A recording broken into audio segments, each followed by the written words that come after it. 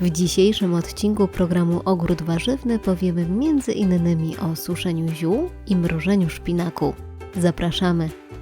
W maju w ogrodzie warzywnym jest mnóstwo pracy, jednak większość zadań musi poczekać do drugiej połowy tego pięknego miesiąca, do czasu, kiedy roślinom ciepłolubnym nie będą już zagrażać nocne silne spadki temperatur.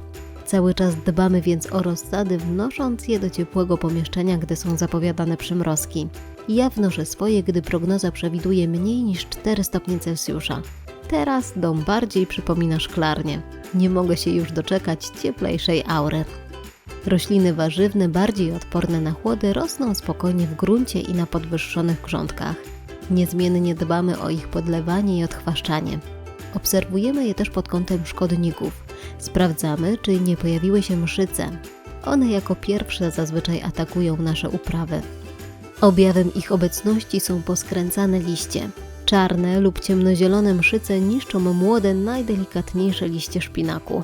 Gdy tylko je zauważymy, obrywamy zaatakowane części roślin. Możemy też wykonać oprysk. Rano lub wieczorem kontrolujemy również zagony, szukając ślimaków. W maju występują one znacznie liczniej niż w kwietniu, zwłaszcza podczas wilgotnej pogody. Ważnym zajęciem w ogrodzie warzywnym są już zbiory przedplonów, między innymi rzodkiewki i szpinaku. U nas rzodkiewki znikają spożywane na bieżąco. Szpinak można również zamrozić. Co 2-3 dni zbieram większe liście lub wyrywam całe rośliny w celu przerywki. Dokładnie je potem płuczę i delikatnie osuszam, po czym pakuję do pojemnika lub worka do mrożenia i umieszczam w zamrażarce. Z własnego warzywnika nic nie może się marnować. Mrożenie pozwala cieszyć się własnymi uprawami przez cały rok i jest to jeden z najzdrowszych sposobów długotrwałego przechowywania produktów. Również w przypadku wielu ziół możemy już przeprowadzić pierwsze cięcie. Regularne ścinanie wierzchołków pędów zapewnia ładny, krzaczasty pokrój rośliny i pobudza ją do rozgałęziania się. A zdrowe, ścięte pędy możemy zużyć w kuchni do akurat przygotowywanych potraw lub je na przykład ususzyć. W moim ogrodzie do przycięcia trafiła mięta, tymianek, lubczyk i oregano. Z doświadczenia już wiem, że im dłużej czekam z cięciem ziół, tym gorzej. Wprawdzie rośliny te są potem bardziej wyrośnięte, ale też w gorszym stanie. Część liści ma potem plamy lub ślady żerowania szkodników. Bardziej opłaca mi się przyciąć zioła już na początku maja, a latem przeprowadzam drugi lub trzeci zbiór. Proces suszenia zaczynamy jak najszybciej po zbiorze. Szybkość schnięcia poszczególnych części ziół zależy od gatunku, temperatury w pomieszczeniu i jego wentylacji. Wysoka temperatura nie jest pożądana, bo choć rośliny będą szybciej traciły wodę, stracą również olejki eteryczne. Lepszym rozwiązaniem jest spokojne, stopniowe suszenie. Na początku dokładnie czyścimy liście i łodyżki z zabrudzeń, a jeśli to konieczne, dokładnie je myjemy.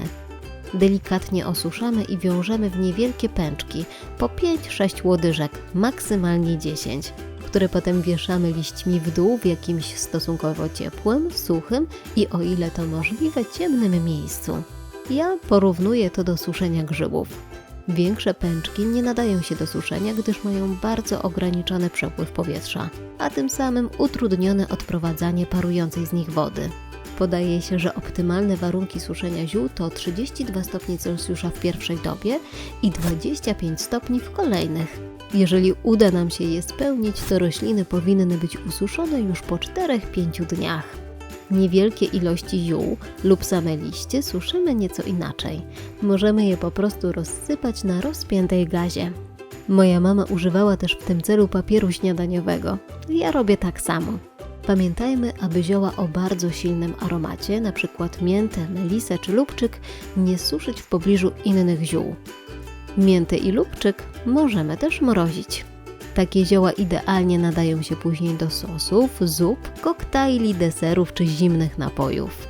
Dzięki częstemu przycinaniu cały czas możemy zbierać świeże liście naszych ulubionych ziół, bo rośliny nie wybijają w pędy kwiatowe. Usuwamy też pędy kwiatowe rabarbaru. Ja trochę się z tym spóźniłam.